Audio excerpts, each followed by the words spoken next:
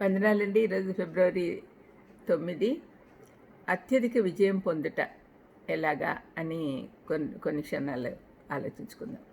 రోమ 8:37. ఆయనను మనలను ప్రేమించిన వాని ద్వారా మనం వీటన్నిటిలో అత్యధిక విజయం పొందుతున్నాము.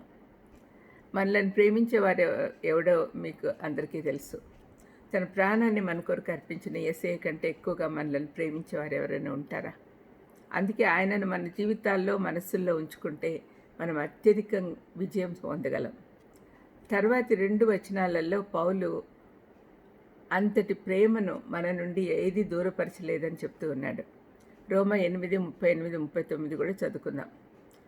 మరణమైనను జీవమైనను, దేవదూతలైనను, ప్రధానులైనను, ఉన్నవి అయినను, రాబోవి అయినను, అధికారులైనను, ఎత్తైనను, లోతైనను, సృష్టించబడిన మరి ఏదైనను మన ప్రభువైన క్రీస్తు యేసునందలి దేవుని ప్రేమ నుండి మనలను ఎడబాపనేరవని రూఢిగా నమ్ముచున్నానని పౌలు చెప్తూ ఉన్నాడు.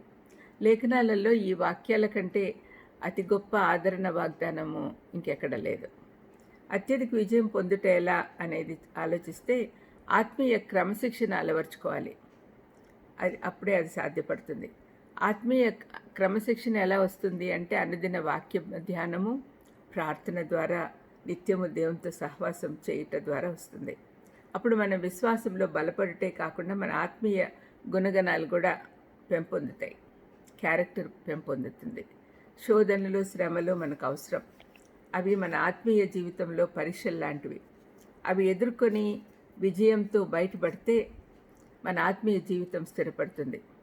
కొన్ని రకాల ఖనిజాలతో కలిపిన రంగులు వాడితే వాటిలో అందమైన రంగులు బయటకు వచ్చేందుకు వాటిని కాలుస్తారు. లేకపోతే పర్వతాలలో పెద్ద పెద్ద వృక్షాలు పెనుగాళ్ళు వచ్చినప్పుడు తమ వేళ్ళని ఇంకా లోపలికి చొచ్చుకొని పోయేట్లు చేసుకుంటాయి.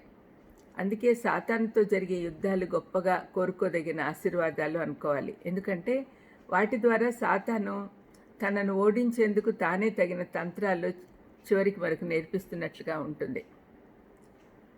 శోధనలను విజయవంతంగా ఎదుర్కొంటే మన ఆత్మీయ బలము, సామర్థ్యత రెండంతలు అవుతాయి. యెషయా 11:14లో యెషయా ఇజ్రాయేలీలను గురించి చెప్తూ వారు ఫిలిష్తీయుల భుజముల మీద ఎక్కుదురు అని అన్నాడు.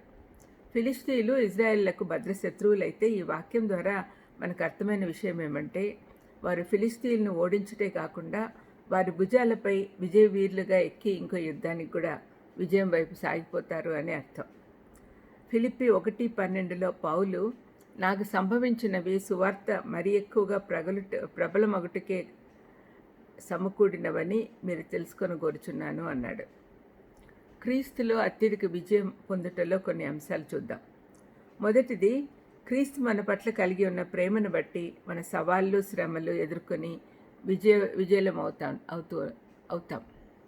రెండవది, మన భయాలు, అనుమానాలు, బలహీనతలు ఎదుర్కొని విజయలము అగుటకు శక్తి వస్తుంది. మూడవది, క్రీస్తునందు మనకున్న ప్రేమ వల్ల మనం సమస్యలను ఎదుర్కోగలుగుటే కాకుండా విజయవంతంగా ఉంటాం. నాలుగవది, మనతో క్రీస్తు ఉన్నాడు, మనలో పరిశుద్ధాత్మ నివసిస్తున్నాడు అనే సత్యము తెలియట ద్వారా మనం ఎలాంటి పరిస్థితినైనా ఎదుర్కోగలం. ప్రార్థన చేసుకుందాం. తండ్రి యేసునైనా మమ్మల్ని రక్షించి మీ మార్గంలో నడిపిస్తూ అత్యధిక విజయాలు దయచేస్తున్నందుకు మీకు స్తోత్రం నైనా. మీరు మాతో ఉంటే ఎన్నైనా ఎదుర్కోగలము అన్న కాన్ఫిడెన్స్ మాలో దయచేయమని యేసుక్రీస్తు నామములో వేడుకొంచున్నాను తండ్రి. ఆమెన్. God bless you.